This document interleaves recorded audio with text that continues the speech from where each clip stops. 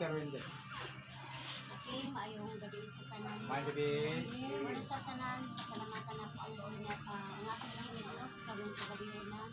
And nagpasalamat po kay Pastor Kuya, Kuya na po kay tungod niya is na namin ma-learn about sa ito ang diskutan karon kagabi. Within 6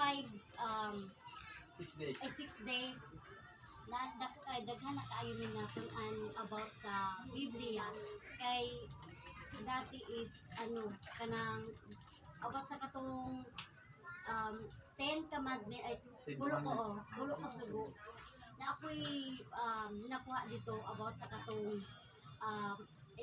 sa sulat nga kamay sa katong isulat sa bato.